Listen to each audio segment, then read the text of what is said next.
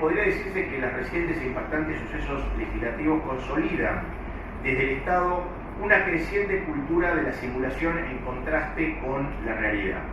Algunos ejemplos representativos. Vamos a abordar en principio el del aborto. El aborto se ha tratado y se sigue tratando bajo 4 tópicos en los que se pretende dirimir todo el problema tan complejo como es el del aborto. El primero, que es el de las expresiones retóricas, es decir, desde la opinión pública. Expresiones como aborto libre, eutanasia prenatal, interrupción del embarazo, derechos sexuales reproductivos, procreación responsable. Todos ellos, desde la opinión pública, conformando eufemismos o sofisticaciones psicológicas que operan de manera falaz en la opinión pública. Por ejemplo, con el adjetivo libre se condiciona y sugiere que, por ejemplo, en este caso lo abortivo es lo correcto, confrontando con su negativa como algo opresivo. Con el sustantivo eutanasia, por ejemplo, se indica lo bueno del morir, del conceptus, y voy a hablar del conceptus para ser objetivo. No voy a hablar ni de hijo por nacer, ni de persona por nacer, que también son eufemismos en el sentido contrario, ¿cierto? Pero conceptos como el sustantivo latino que dice lo concebido.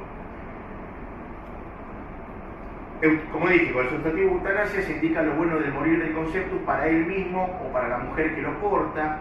Con el término interrupción, que es el más conocido, interrupción del embarazo, se miente directamente por la absoluta irreversibilidad y discontinuidad en la muerte del conceptus, imposibilitando reanudar su vida. Esto último es tan manipulador como hablar de la interrupción del flujo sanguíneo hacia el cerebro en vez de hablar de muerte por decapitación. Con el término derechos reproductivos, por ejemplo, se encubre el hecho de que no se decide si reproducirse o no mediante el acceso a anticonceptivos, sino que se decide matar una vez ya habida dicha concepción, similar, por ejemplo, a la frase o al lema procreación responsable, donde la responsabilidad, en lugar de ser una actitud preconceptiva, tomando los recaudos necesarios, es la irresponsabilidad por la vida del inocente anulándola. O bien, por ejemplo, derecho a la felicidad o al bienestar. Todas estas frases están, y ustedes las pueden acceder, en los 3 proyectos de ley que tratan de estos temas, ¿no? Y que son proyectos de ley que ahondan en estas frases, donde cualquiera de estas, tanto la felicidad o bienestar, se consigue eliminando arbitrariamente el humano que es considerado un obstáculo. Por ello, la expresión objetiva para, en este caso, la petición del derecho a abortar por interés o deseo de la embarazada y o de terceros, es la utilizada, sí, por ejemplo, por los códigos anglosajones que hablan de abortion on demand, de aborto a demanda. Y esto yo lo digo porque es importante atender al poder manipulador de los dichos, de los lemas, porque conquistan lugares en las explicaciones populares, deviniendo luego en ideologías que culminan formando parte de programas políticos y ulteriormente sancionándolos como leyes. Vamos a ver, por ejemplo, cómo desde el judaísmo es irrelevante, desde el judaísmo, si se está hablando de que el conceptus, llamemos conceptus, cigoto, embrión o feto, es o no persona. La discusión hoy, si es persona, si no es persona, y vamos a ver cómo desde el judaísmo por lo menos, es absolutamente irrelevante. Primero hay que entender que el concepto de persona es un concepto jurídico y no científico. La ley judía también posee en su ley una tipificación que se llama con la palabra nefesh, que quiere decir persona, y se aplica a todo sujeto de deber preceptual que adquiere este deber preceptual solo al nacer en término y poseer viabilidad. No se habla de persona en un conceptus, en un cigoto, en un embrión o un feto, solamente naciendo y teniendo viabilidad. Y en variados ámbitos de la ley, tanto en lo cultural, lo económico, lo sucesorio, se acciona, omite o permite ciertos preceptos en pos de no obstaculizar el normal desarrollo de este conceptus y en favor de su vida y bienestar. Incluso, ante la muerte del feto, hay ciertos preceptos en lo mortuorio, tal como se le aplica a cualquier persona. Y esto obedece porque, por ejemplo, en el judaísmo, las diversas definiciones de vida, su comienzo, que hay hoy por hoy 26, ya sea por la concepción, por la gastrulación, la actividad cerebral, la organogénesis o determinados rasgos antropomórficos, solo distinguen en grado pero no en naturaleza, siendo fenotípicas y en función de las etapas madurativas del conceptus, pero el judaísmo, sin necesidad de definir la vida humana, estoy refiriendo, la reconoce desde el momento que en arameo se define, o en hebreo, en este caso en hebreo, se define Miyad Pekidah, es decir, desde el momento de la concepción. Y esto es interesante porque el reconocimiento en el judaísmo de la vida humana, más allá de que sea persona o no, porque no es persona, pero es vida humana, se da más allá que para ciertas bíblicas leyes sacerdotales o de otras índoles, para el cual solamente a partir del 40º día post-concepción el conceptus es considerado bajo la expresión fuera de lo que llama, ahí sí una expresión aramea, que es Maya Be'alma, que es meramente agua. Para el judaísmo, entre la concepción y los primeros 40 días, la definición del cigoto y preembrión, que sería, se define con la expresión Maya Be'alma, que quiere decir meramente agua, pero no porque no sea considerado un ser humano vivo, sino que a los fines de la visión gestacional y posible gravidez de la mujer, se lo define de esa forma, pero de ninguna manera afirmando que no sea un ser humano vivo. Porque un día después se lo define como simiente o descendencia, en un día que cambió. No, simplemente a los fines definitorios de determinadas leyes. De manera similar, la estipulación del embarazo en el judaísmo a partir del tercer mes no quiere decir que antes no esté embarazada, sino que se define embarazo en función de su discernibilidad y para arreglar ciertas leyes relativas a la mujer en dicho estado y no debido a que no estuviera embarazada durante aquellos meses. Por eso en el judaísmo, desde la concepción y hasta la ancianidad y muerte hay un proceso continuo de vida humana, no existiendo un punto de inflexión objetivo y racional en lo ontológico del ser humano, debido al propio genotipo del conceptus, más allá de su evolución fenotípica. Es decir, la evolución fenotípica continúa en la infancia, adolescencia, adultez, ancianidad, sin que a nadie se le ocurra matar a este ser humano por ser perjudicial a los intereses de otro en función de algunas de dichas etapas madurativas. En otros términos, de la misma forma que lo demuestra la bibliografía embrionaria actual, siendo el cigoto humano sin duda un organismo vivo con fuerza inherente de crecimiento y desarrollo, aun cuando no tenga la imagen de lo reconocido como humano, la tendrá necesariamente, y este adverbio es fundamental, necesariamente en algunas semanas, sin poder devenir en otra cosa que en ello, a menos que sea destruido desde afuera, siendo ese carácter de necesidad lo que hace del cigoto un ser humano vivo no potencial, sino actual, denominado en hebreo un Adam. Adam en hebreo quiere decir humano. Este carácter, como dije, de necesario, constituye el reconocimiento genotípico, fundacional y constitutivo del ser humano como tal, y da lugar en el judaísmo a la absoluta prohibición de abortar arbitrariamente, estipulado ya en el Génesis 9:6, donde dice: el que derrame la sangre de un hombre en un hombre, su sangre será derramada. Es decir, el Talmud dice: ¿qué quiere decir la sangre de un hombre en un hombre? Una mujer embarazada, un ser humano dentro de un ser humano.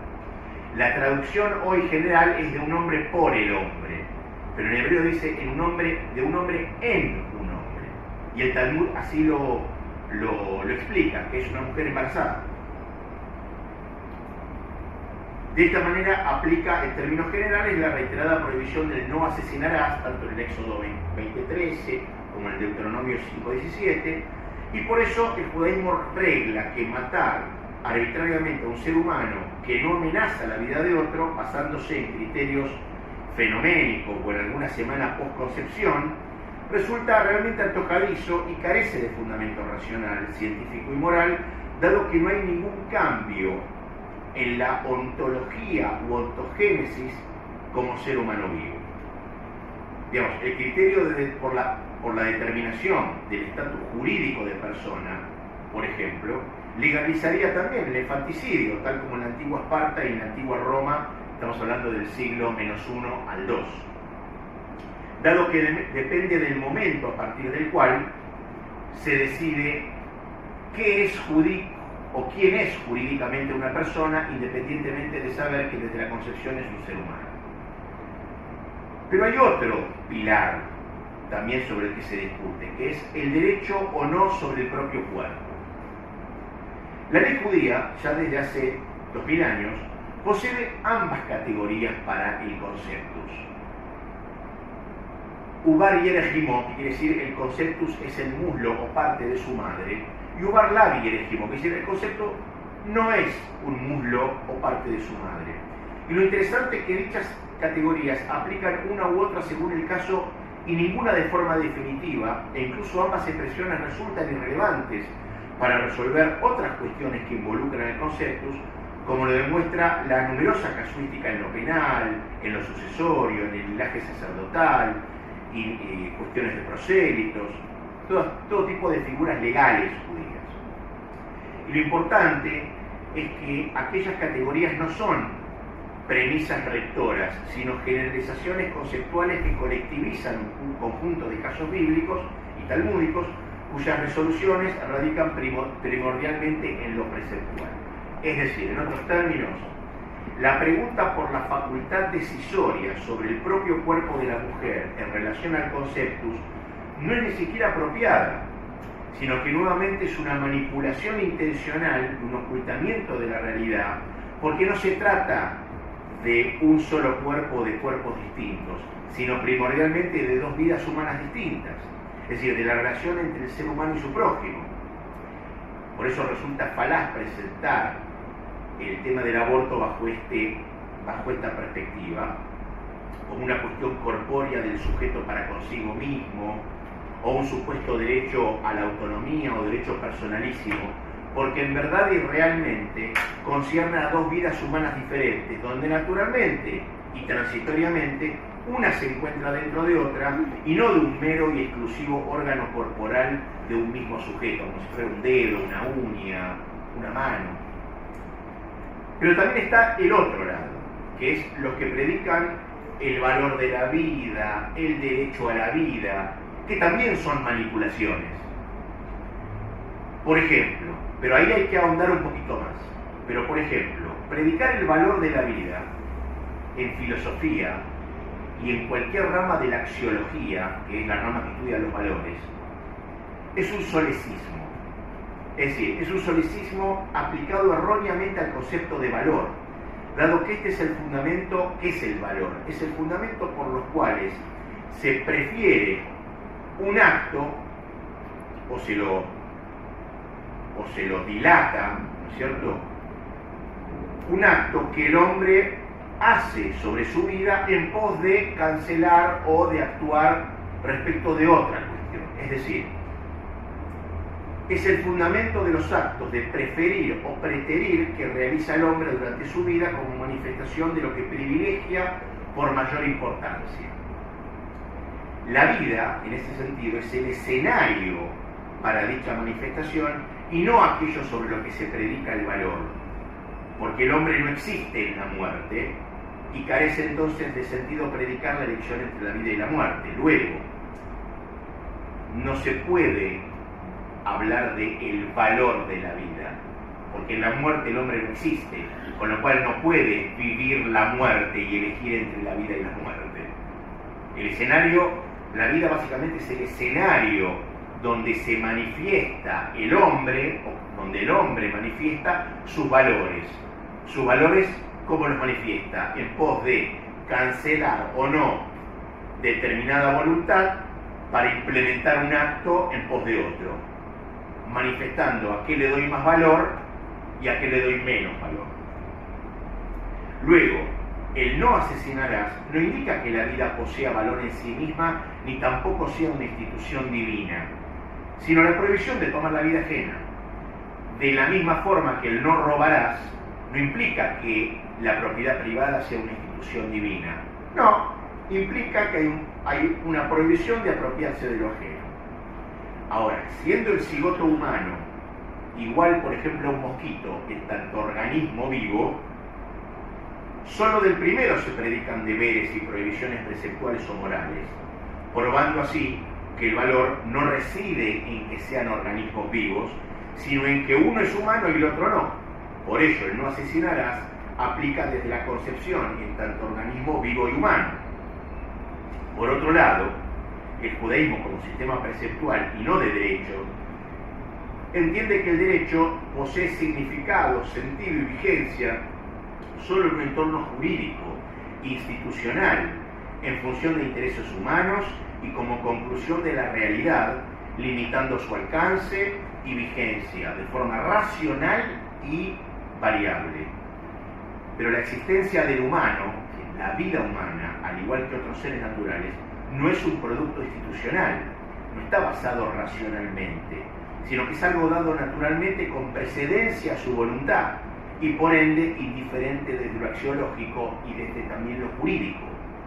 Por eso predicar el derecho a la vida carece de significado y carece de validez, cometiendo lo denominado en filosofía como error o falacia categorial. ¿Por qué? Porque aplica un concepto de un dominio a otro el cual no existe, no tiene significado ni sentido. Es decir, más aún, predicar el derecho otorgaría también la posibilidad de derogarlo por su dependencia del juego legal, contextual, relativo y por ende cambiante. Por eso, en lo único que el judaísmo se basa es justamente en el postulado del no asesinarás, y también en el del Levítico 19:16, ordenando no depondrás contra la vida de tu prójimo, sin especificar desde qué etapa fenoménica rige esa definición de prójimo. Ahora bien, ese postulado es lo único irreductible que prohíbe matar al ser humano que no amenaza la vida de otro más allá de todo ulterior categoría intelectual, moral o científica. Digamos, básicamente es el principio axiológico que demanda la propia voluntad de cumplirlo para que sea aceptado y no una estructura positivista como conjunto de normas racionales que permiten resolver los conflictos de una sociedad, por cuanto aquí se racionalizaría utilitariamente aquello que no es un producto de tal clase. Vamos a ver un ejemplo de a qué nos conduciría a racionalizar o hablar del derecho a la vida. Vamos a tomar el caso de un ser humano adulto en coma que demanda continuos cuidados para su higiene, su nutrición, incluso necesitado de un respirador artificial. Dado que su vida en el sentido racional no tiene sentido, podríamos acordar, como bien lo hacen muchas veces en muchos países, una autolicencia para matarlo, de alguna forma, desconectándolo de forma, como se llama, pasiva. Lo mismo aplicaría a si dicho ser humano tuviese la ventaja de respirar por sí mismo, ya que en verdad su vida tampoco tendría sentido racional por su carencia de percepción, conocimiento o conciencia. En ambos casos se trata de cuerpos biológicamente vivientes, pero carentes de razón, como la predicada diferencia específica y constitutiva del humano. Y si dicho ser humano, en el tercer caso, ya no estuviera en coma, pero ha perdido la capacidad inteligente, no siendo sino una criatura funcional desde lo biológico, pero carente de toda razón, aún aquí se aplicaría también bajo ese criterio la autolicencia de matarlo por algún interés determinado, de lo que se mantiene el sinsentido de su existencia. Mismo juicio recaería sobre un niño con serias minusvalías mentales de nacimiento, y a fortiori, es decir, con más razón aún, si carece de conciencia de su propia existencia, por cuanto él también está privado de lo predicado como constitutivo específico del ser humano, aun cuando desde lo biológico sea un ser humano vivo. Y aquí no hay diferencia con el ser humano que aún no ha nacido, quien tampoco tiene actualizados aquellos elementos por los cuales se predica lo constitutivo del carácter humano, pero que a diferencia de todos los casos anteriores, el conceptus sí tiene el potencial de actualizarlos conforme avance las etapas de su natural desarrollo, cosa que no puede predicarse de estos casos anteriores en los cuales ciertamente se habla de personas. Racional y científicamente, silogísticamente, se concluye que hay más derecho o racionalidad a matar a un niño minusválido mental que a un feto. Y aplicando el mismo criterio permisivo para el aborto a demanda, se concluye también, en caso de desearlo, en la legalización del infanticidio, tal como dije antes, en la antigua Esparta y en la Roma de siglos pretéritos. Por eso estos criterios selectivos, fisiológicos, fenoménicos, fenotípicos o madurativos funcionales, más allá del propio genotipo del ser humano vivo, lleva básicamente a arbitrarias legalizaciones de la matanza de un ser humano vivo y a conclusiones con las que ni siquiera acordarían que les apoyan estas arbitrariedades. Por eso el postulado "no asesinarás" desde el judaísmo es lo que prohíbe matar por utilidad o beneficio, al igual que la vida, este postulado no es racionalizable y es aplicado a toda etapa fenoménica de la vida humana, más allá de su estatus jurídico de persona, conciencia, rol, identidad social y por ende de la concepción. Como conclusión, ya para cerrar el tema del aborto, la ley judía exige en un caso abortar, y lo exige, que es cuando la vida del conceptus amenaza la de su madre, y el médico tiene que elegir entre una u otra, sin una tercera alternativa. En dicho caso se prioriza la vida de la madre por ser primera, y se tipifica bajo la denominada ley en hebreo que se llama rodef, persecutor, que posibilita matar a quien persiga la vida de otro, aún sin que el persecutor sea consciente de ello, en este caso un feto, ¿cierto? Es decir, la mujer no está autorizada para decir "doy mi vida en pos de que nazca mi hijo". No, porque la vida de ella está primera y está obligada a abortar en ese caso. Por supuesto que también en casos de anencefalía, irreversibles patologías degenerativas o patologías terminales donde el conceptus morirá indefectiblemente, se tipifican en hebreo como tzorech gadol, es decir, de gran necesidad, por la pérdida, asedio y opresión a la persona, y la mayoría de las autoridades jurídicas judías permiten abortar con restricciones en tiempo y forma, similarmente a los casos de violaciones donde la madre se encuentra en serio riesgo psicofísico y se efectúe inmediatamente al hecho. Desde el judaísmo, el aborto no es un problema médico, no es un problema sanitario, no es un problema social, no es un problema jurídico, no es un problema económico, sino humano. Es decir, es el síntoma más crudo, como había dicho antes, de el actual homo incurvatus in se, es decir, de lo que se llama la ética del self, la ética de la mismidad, donde el individuo y sus intereses son el bien supremo, falseando hasta la propia realidad descriptiva con el fin de no coartar su antojo, su arbitrariedad, legalizándolos. Si solapamos el "no asesinarás" por superestructuras positivistas, digamos, no hay que olvidarse que el "no asesinarás" sigue siendo la base de nuestra civilización occidental, el límite justamente para el antojo, la pulsión, la manipulación del derecho, y así lo manifestaron los padres del contrato social, tanto Hobbes, Locke como Rousseau. Y por ejemplo, donde el argumento por las mujeres fallecidas en abortos, desgraciadamente en abortos clandestinos, es tan absurdo como eliminar la problemática familiar de la desnutrición prenatal, legalizando la matanza de los desnutridos prenatales. O bien, si el aborto a demanda es por control de natalidad, lo mismo aplica al control poblacional mediante el infanticidio, que de hecho ha ocurrido en la historia de la humanidad. Huele a indicar también la oportunista legalización del aborto punible para ocultar la ineficiencia para disminuir o evitar los clandestinos, obviamente. Por eso, la ley, en este caso, de ser una restricción habilitante para la vida de todos, empieza a devenir en esta cultura escénica, teatral, en un instrumento para avalar los intereses de uno por sobre la vida de otros. y donde la cantidad de ocurrencias de un hecho determinado, y más aún si ya es tipificado penalmente, es el criterio para legalizarlo, como dicen, bueno, hay muchos casos, entonces legalicémoslo. Según ese criterio, también aplicándolo a otros sucesos, tal como la evasión de impuestos, el latrocinio, el homicidio en ocasión de robo, el secuestro extorsivo y otras tipificaciones penales comunes, también deberían ser ya legalizadas. Sin embargo, la propia ley vigente y desde la filosofía del derecho se rige bajo el principio que se llama ex iniuria ius non oritur. Un acto injusto no crea una ley. Bien. Lo mejor, pero lo más esforzado y trabajoso, ¿qué es?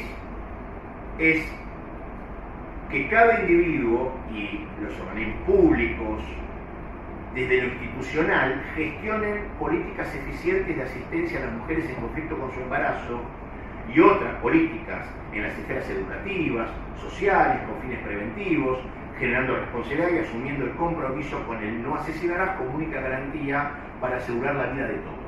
Eso en cuanto a lo abortivo. Vamos a ver respecto de la eutanasia, donde también se ve esta cultura escénica.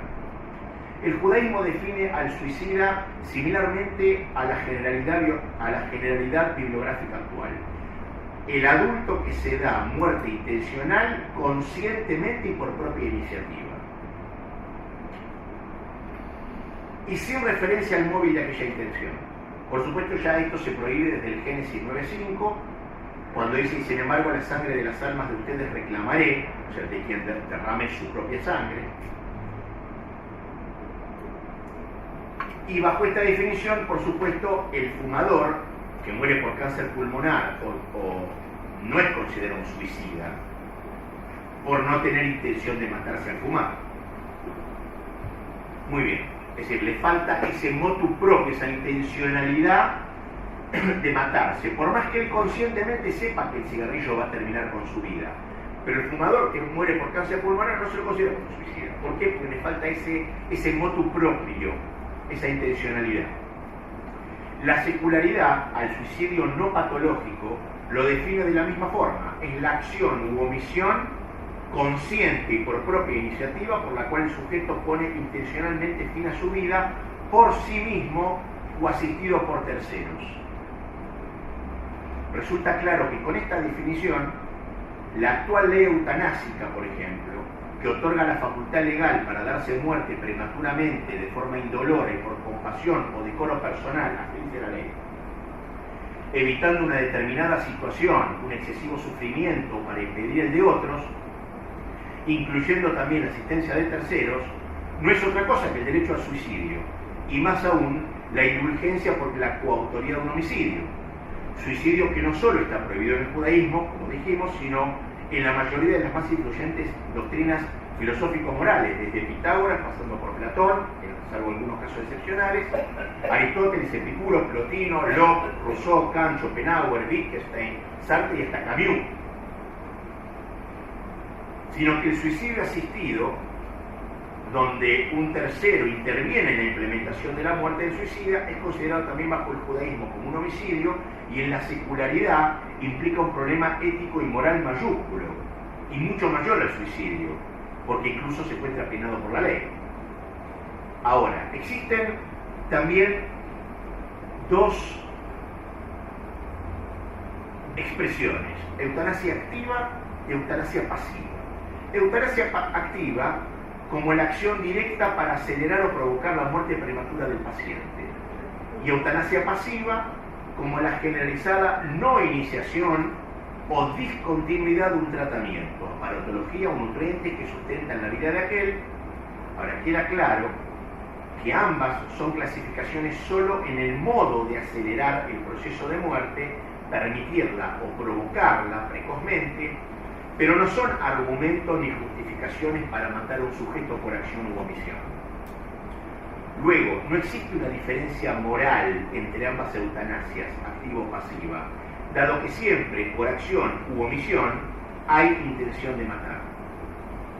Por supuesto, en el judaísmo también se prohíbe la omisión frente al peligro o riesgo de muerte del prójimo, pudiendo salvarlo, considerando al omitente un homicida en caso de muerte.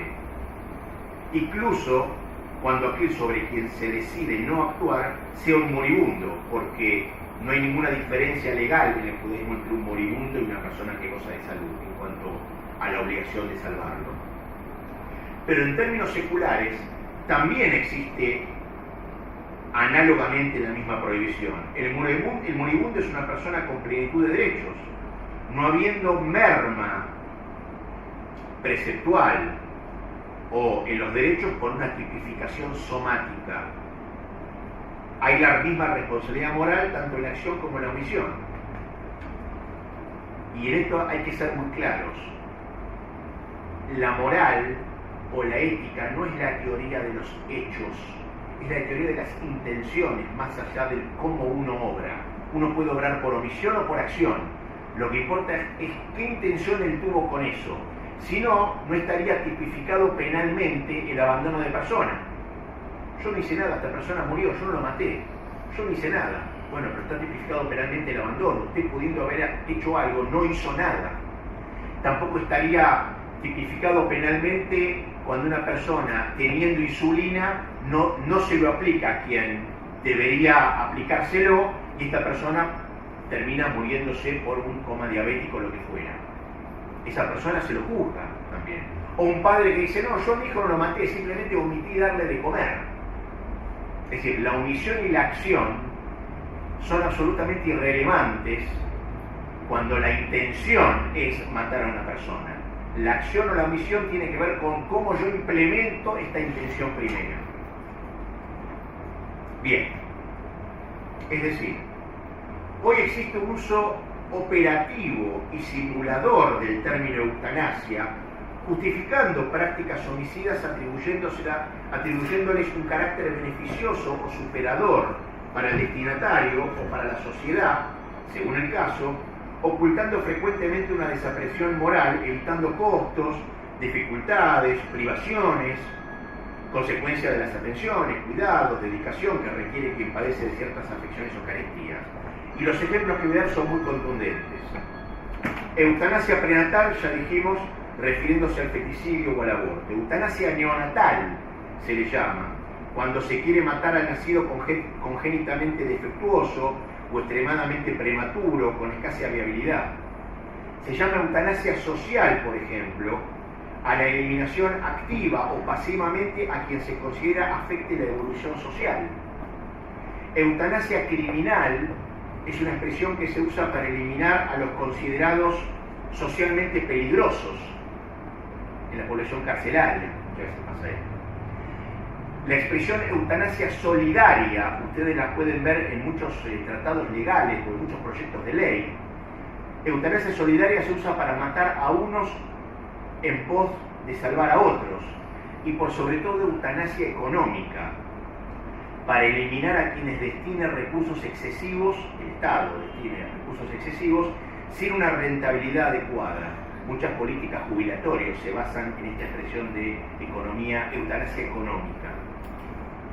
Lo que siempre se hace es enmascarar verdaderos intereses, alegando que matar prematuramente por cuestión de dignidad, compasión o una pretendida misericordia, incluso en el caso de un paciente comatoso, donde aquellos argumentos claramente no recaen sobre este, sino sobre quienes están a cargo de él y en sus propios beneficios, despojándose de toda responsabilidad para liberarse de las angustias, tribulaciones, pesadez física y espiritual, que dicho las hay en dicha situación.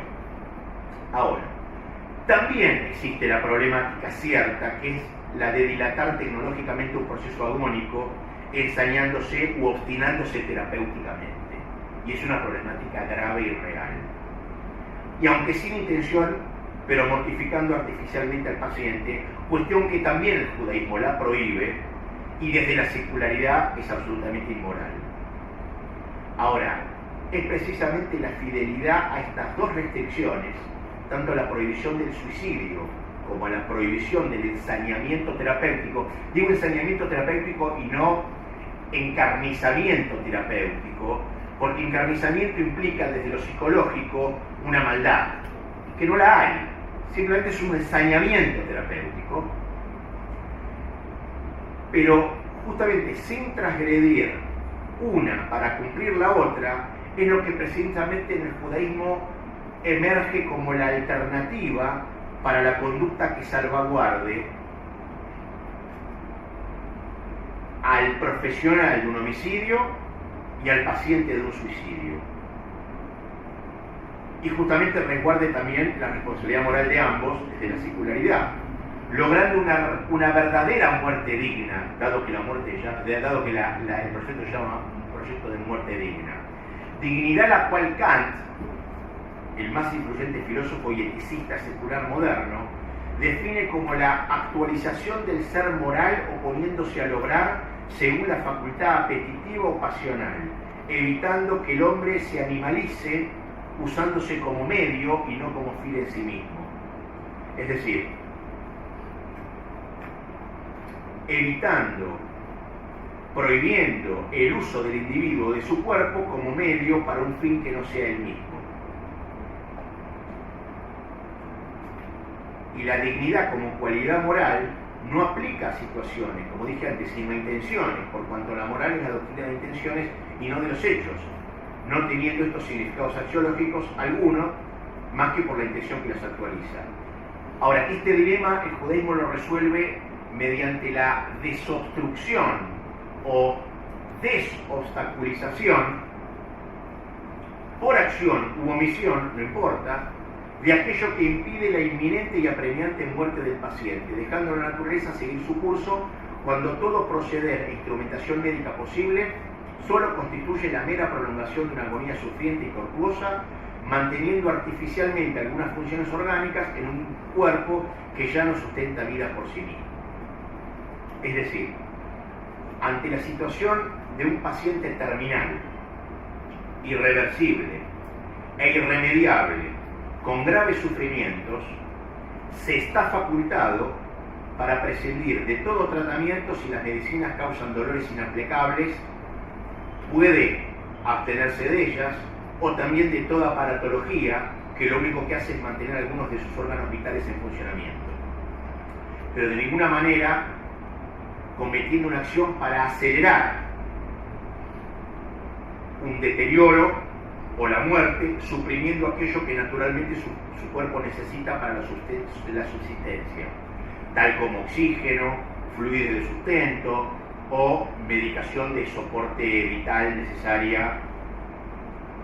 Eso no se le puede suprimir, todo lo otro sí. Este es el único procedimiento que tanto desde el judaísmo, por un lado, evita el suicidio y el homicidio, y que se aplica perfectamente a la responsabilidad moral y la secularidad. Todos los demás, donde se transgrede la prohibición del suicidio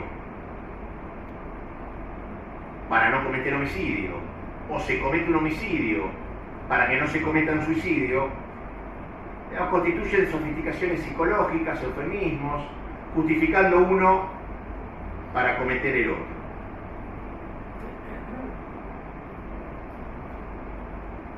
De más está decir que, desde la eticidad secular, Platón penaliza capitalmente al médico que asista al individuo a quitarse la vida, contrariando justamente su esencia profesional y contrato implícito con aquel acorde al aún hoy, de hecho, vigente juramento hipocrático, donde dice que la salud y la vida del paciente son el primer deber y preocupación del médico. Y por eso esta deontología profesional o deber preceptual en caso de ser judío hace que toda omisión por la cual el paciente muere prematuramente, sabiendo y pudiendo evitarlo, conlleva una responsabilidad absoluta por parte del omitente, y también en un Estado de Derecho, desde la secularidad, si bien el paciente puede ejercer un promulgado, aunque absurdo, derecho a quitarse la vida, podría ejercerlo pero dentro del dominio particular, sin violar las primordiales o los primordiales derechos y obligaciones de otros, exigiendo complicidades, transgresiones y hasta la transgresión profesional de quienes cumplen sus tareas en un ámbito hospitalario, el cual no es un centro para el suicidio asistido, sino un establecimiento para el diagnóstico y el tratamiento médico. Es decir, la actual simulación en este ítem de la eutanasia pasiva como práctica libre de responsabilidad homicida o suicida, existe también la simulación de la dignidad como evasión de responsabilidad en lugar de la actualización moral, existe la simulación del médico como funcionario al servicio de los deseos del paciente, en lugar de ser un profesional al servicio de la salud, y existe la simulación del establecimiento hospitalario como centro para el suicidio asistido, en lugar del ámbito para el diagnóstico y tratamiento médico. Son 8 menos 5. Yo tendría 2 ítems más para tocar, que es el matrimonio igualitario, la despenalización de drogas y la identidad de género. Si quieren lo hacemos, si quieren terminamos acá y concluyo estos 2 ítems. ¿Sí? Es poquito ya, porque lo más importante, ¿sí? Sobre el tema del matrimonio igualitario. La institución del matrimonio, tal como se la usó en esta ley, atribuye a una relación amorosa y o sexuada entre 2 personas del mismo género la institución matrimonial. Ahora, históricamente, en verdad, esta surgió, la institución matrimonial, por motivos de herencia y sucesión patrimonial.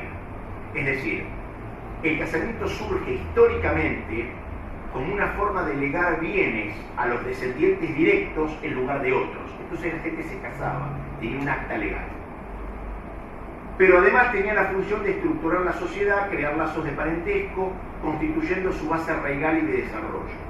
Por eso, dicha institución fue reglada estatalmente, bajo un conjunto de deberes y derechos, legales obviamente, motivo del casamiento civil. El casamiento civil no surge por razones de secularidad, sino como un acto de interés público y nacional en este sentido.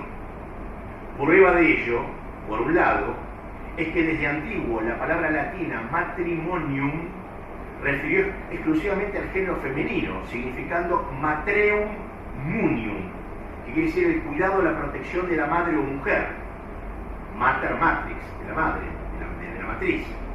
O bien también la expresión que usaban los romanos, alicuius matrimonium tenere, ser la esposa de alguien, y donde la estructura elemental de parentesco, madre-padre, nunca fue por la orientación sexual de las personas, sino por sus fundacionales distinciones antropológicas. Es por ello que el matrimonio nunca fue la legalización de un vínculo sexual o de un vínculo amoroso, perteneciendo este tipo de relación al dominio privado, y pudiendo hoy resolver este tipo de relación contractualmente sin ningún tipo de problema.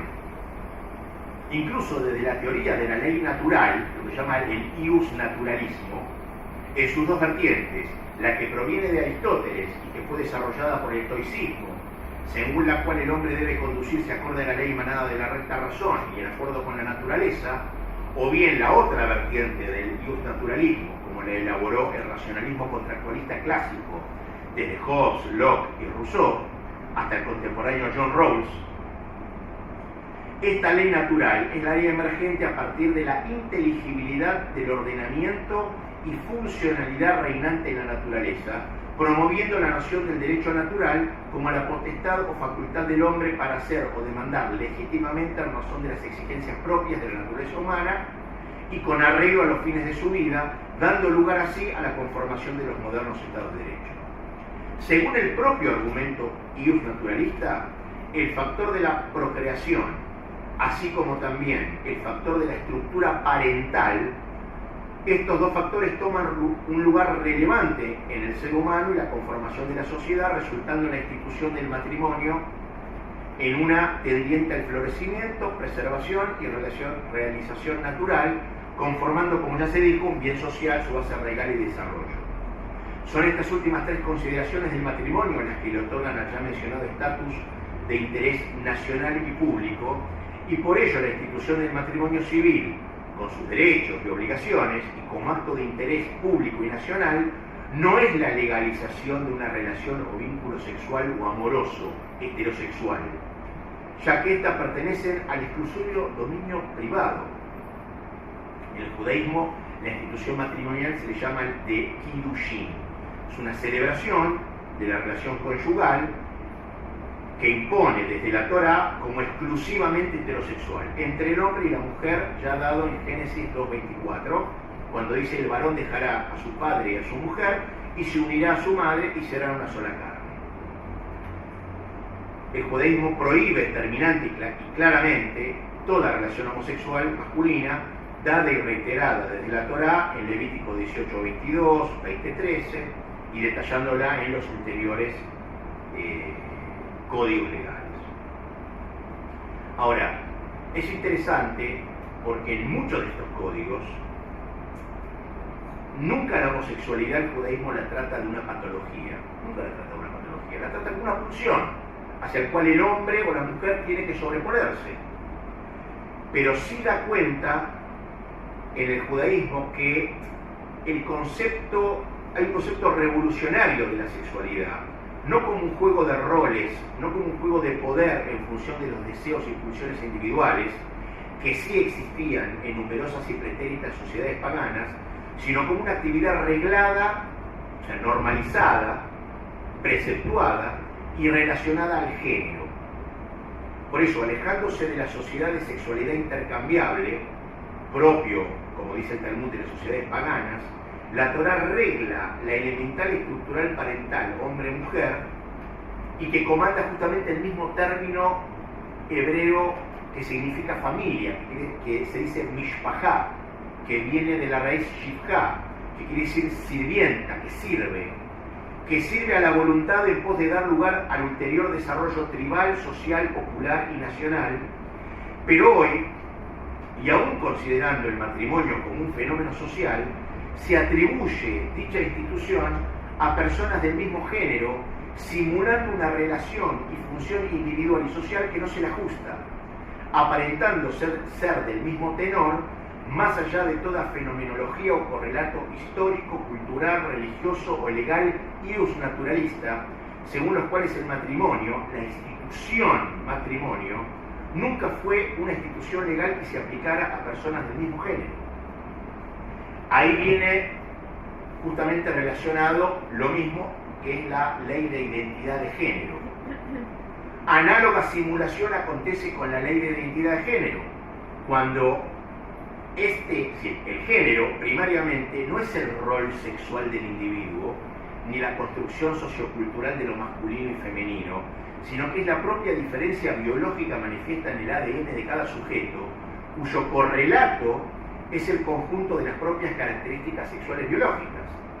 No hay ninguna intervención quirúrgica, genital ni tratamiento hormonal cambia el género masculino o femenino codificado en el ADN, porque este permanece inmutable. Luego aquí no hay identidad de género, sino nuevamente de apariencia o externalidad, o de rol en el uso de la sexualidad. Ficción similar pretendida a la equivalencia que muchas veces se comete entre discriminación y restricción, donde discriminación refiere al trato de inferioridad por motivos étnicos, religiosos, políticos, discapacidad física, motivos de género o ideológicos, mientras que la restricción es la propia condición de la ley, la cual impide, por ejemplo, que menores de edad, que indocumentados o sin divorcio vincular, contraigan matrimonio, y no por eso lo estamos discriminando. Incluso aquí, en la identidad de género, el judaísmo puede oficiar casi de contraejemplo perfecto. ¿Por qué? Porque la ley judía, frente a casos donde esto ya el Talmud habla mucho de esto, de lo que se llama de los andróginos, o tumtum, que son categorías legales para las personas que nacieran con los dos sexos, o con un sexo ambivalente, o que la genitalidad se ve encubierta. Por eso digo, incluso el judaísmo puede aquí oficiar de contraejemplo más contundente, porque la ley judía, frente a casos donde quien nazca y padeciera de alteraciones en su genitalidad o sistema reproductor, naciendo con genitalidad ambigua, o bien con ambas, femenina y masculina, de forma total o parcial, permite y obliga la intervención quirúrgica para determinar el sexo de dicha persona. Y si bien no vamos a mencionar por cuestiones de tiempo los diferentes criterios aplicados para determinar, mediante la intervención quirúrgica, qué sexo tendrá, dado que involucra múltiples preceptos bíblicos y su fundamentación talmúdica, el resultado final no se relaciona con su ADN. De hecho, en el Talmud todavía existía el tema del ADN. Y el género de dicha persona es acorde a su genitalidad externa. Si la persona nace con problema estamos hablando patológico, que nace, por ejemplo, con los dos sexos, bueno, hay que hacer una intervención quirúrgica para determinar uno de ellos. No vamos a nombrar, como dije antes, los criterios, porque ya sería muy largo. Pero una vez que se le interviene quirúrgicamente y queda con un sexo, por más que el ADN de esa persona diga que es femenino, si por los criterios por los cuales se le dijo al médico, no, la intervención quirúrgica tiene que ser para hacerlo masculino, esa persona es masculina y se comporta como tal. Y se lo refiere en toda la comunidad como un masculino. Que se case, que tenga los preceptos de un varón y no de una mujer, perfectamente como masculino. O sea, cualquiera podría decir, bueno, el judaísmo, para el judaísmo el género aplica también a la externalidad genital. Pero no es así.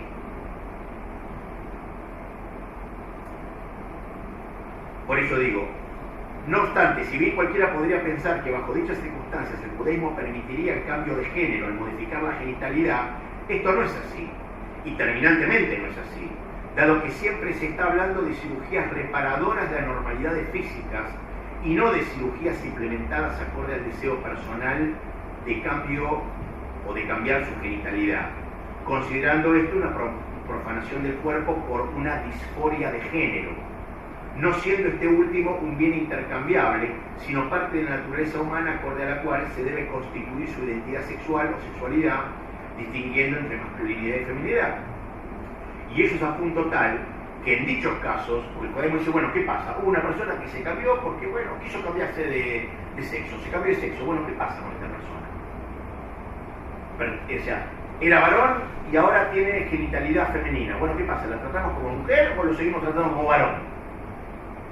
Y eso es a punto tal que en dichos casos, quien cambia su genitalidad, no por razones patológicas mencionadas, es considerado de género distinto, e incluso, es decir, no es considerado de género distinto, mantiene su propio género. E incluso se le aplica a las leyes judías propias, por ejemplo, de los andrógenos, muchas veces también, aunque su cónyuge, en el caso que hubiera estado casado,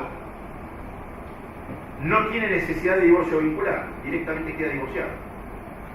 Es decir, si hay una pareja en donde el hombre dice, bueno, no, me hice una operación y ahora tengo genitalidad femenina. Bueno, la mujer queda libre para casarse directamente con otro hombre sin necesidad de tramitar ningún divorcio religioso, por ejemplo, ¿cierto? Pero el hombre sigue considerándose hombre, no mujer. Y en algunos casos se le aplica la ley de los andrógenos, en cuanto a qué preceptos puede, no puede, pero no es considerado de distinto género por su cambio de externalidad genital. Veamos el último punto, que es el tema de la despenalización de las drogas.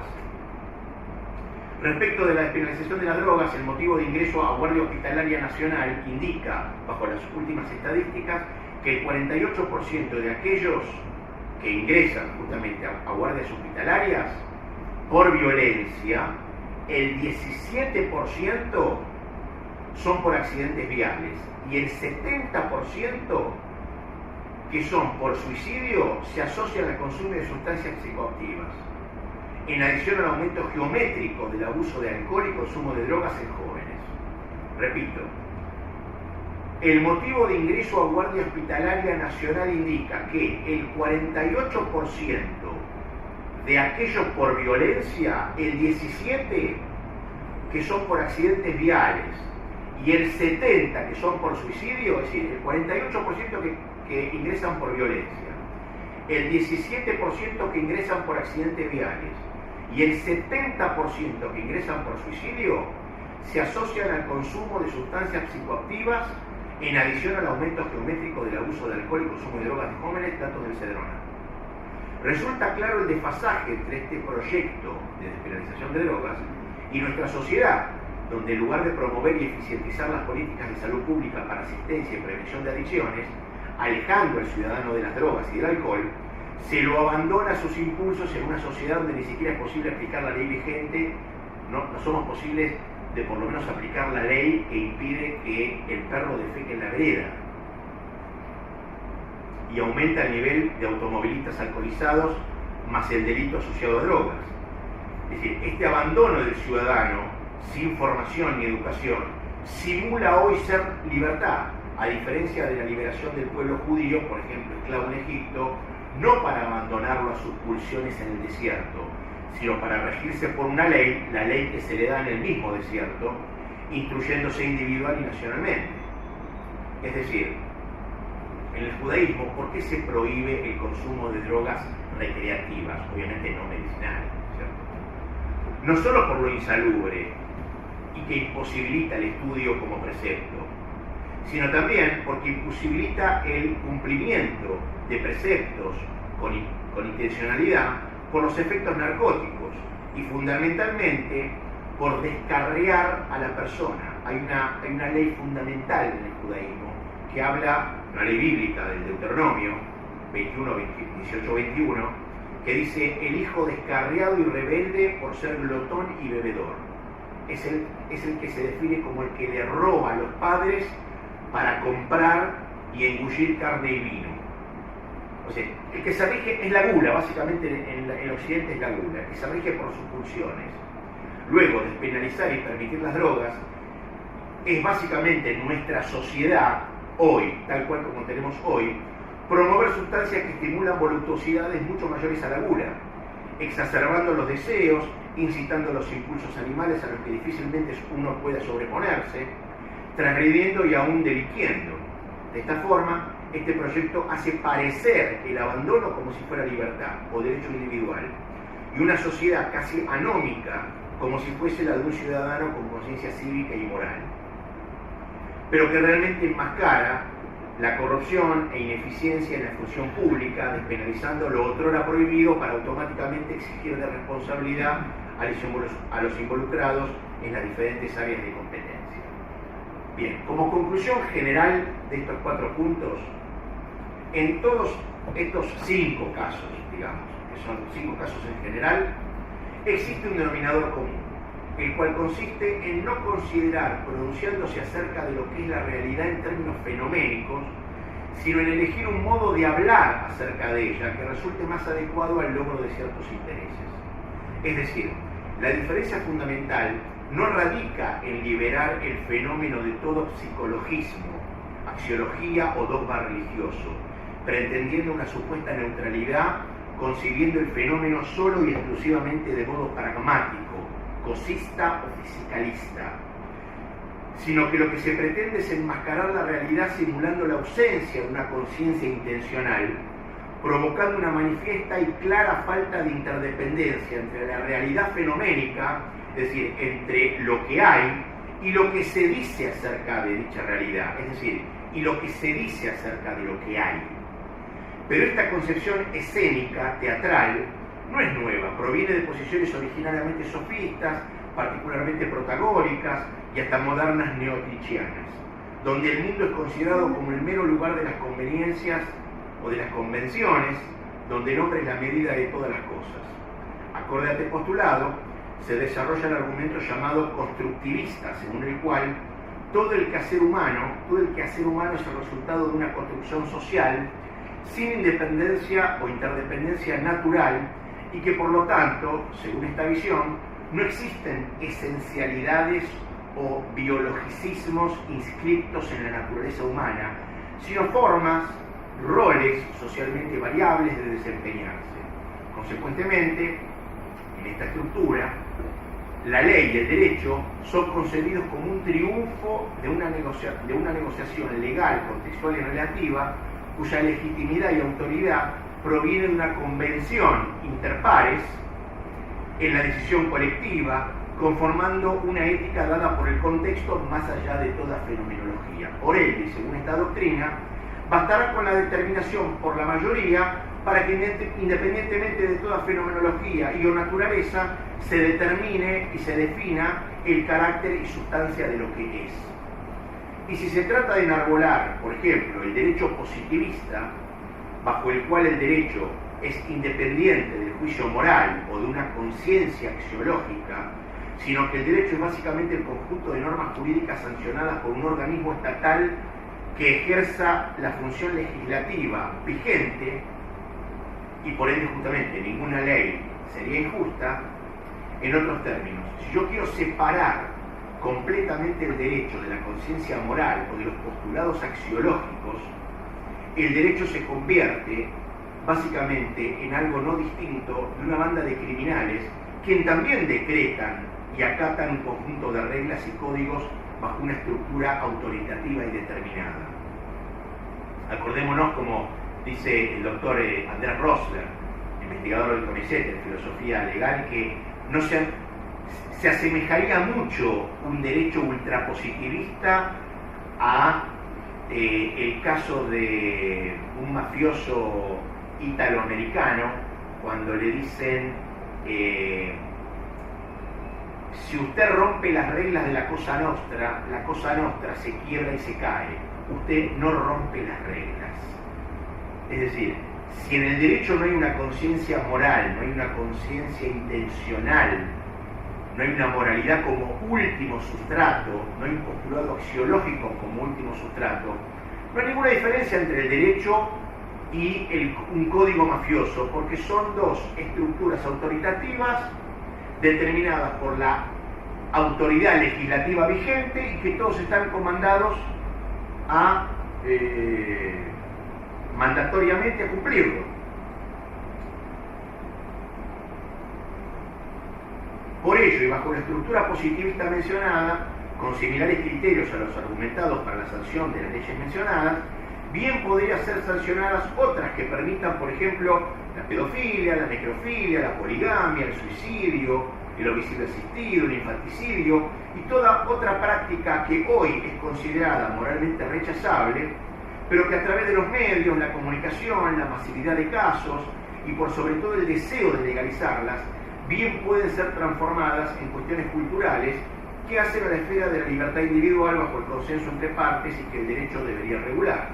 Concluyendo, lo subyacente a esta cultura de la apariencia es que ofrece una pretendida libertad, la cual en lugar de asociarla a la responsabilidad para con el otro, concede al yo prioridad en todo y por sobre los demás, y asistiendo en su ayuda mediante una verdad que no es sino la máscara del error, y donde la más peligrosa simulación es la de la ley como instrumento legitimador de pasiones personales a expensas de la sociedad y su consecuente degradación, cuando en realidad la ley oficia de restricción habilitante, reduciendo la animalidad pasional, pulsional, para permitir la humanidad, promoviendo el mutuo bienestar, un individuo y un ciudadano virtuoso en una sociedad de calidad.